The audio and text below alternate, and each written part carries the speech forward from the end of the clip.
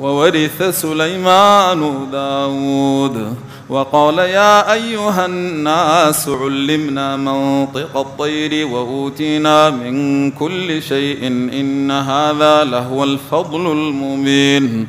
وحشر لسليمان جنوده من الجن والإنس والطير فهم يوزعون حتى إذا أتوا على واد النمل قالت نملة يا أيها النمل ادخلوا مساكنكم لا يحطمنكم سليمان وجنوده وهم لا يشعرون. فتبسم ضاحكا من قولها وقال رب أوزعني أن أشكر نعمتك التي أنعمت علي وعلى والدي وأن أعمل صالحا ترضاه وأدخلني برحمتك في عبادك الصالحين.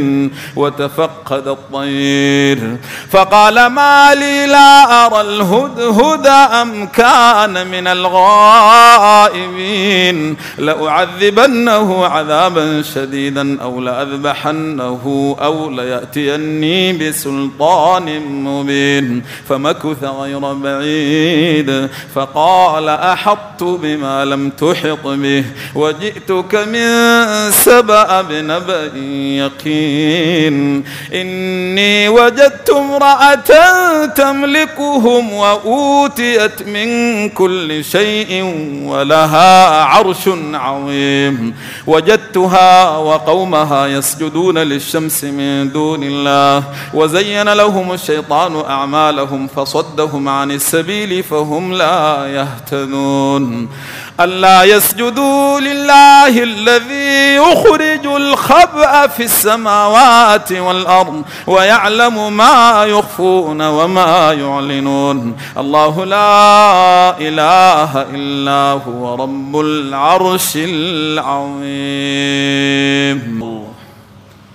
قال سننظر أصدقت أم كنت من الكاذبين اذهب بكتابي هذا فألقه إليهم ثم تول عنهم فانظر ماذا يرجعون. قالت يا أيها الملأ إني ألقي إلي كتاب كريم إنه من سليمان وإنه بسم الله الرحمن الرحيم ألا تعلوا علي وأتوني مسلمين. قالت يا أيها الملأ وافتوني في أمري ما كنت قاطعة أمرا حتى تشهدون. قالوا نحن أولو قوة وأولو بأس شديد والأمر إليك فانظري ماذا تأمرين. قالت إن الملوك إذا دخلوا قرية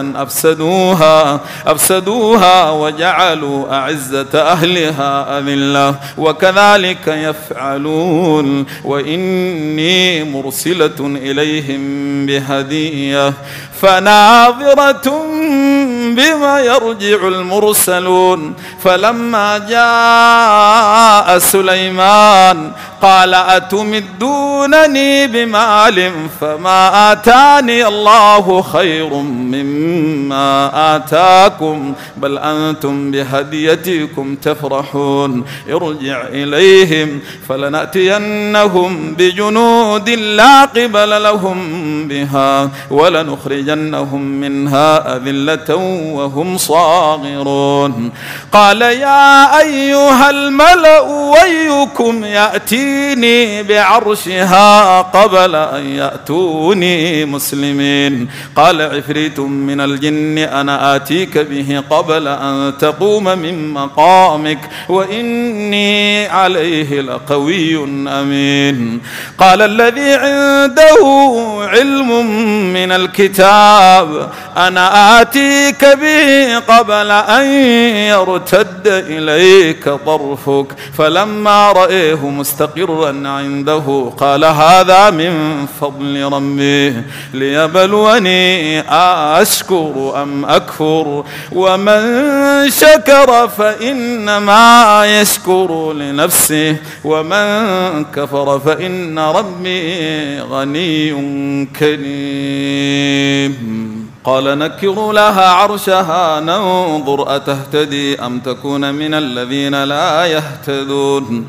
فلما جاءت قيل أهكذا عرشك قالت كأنه هو وأوتينا العلم من قبلها وكنا مسلمين. وصدها ما كانت تعبد من دون الله إنها كانت من قوم كافرين. قيل لها ادخل الصرح فلما رأته حسبته لجة وكشفت عن ساقيها قال إنه صرح ممرد من قوارير. قالت رب إني ظلمت نفسي وأسلمت مع سليمان لله رب العالمين.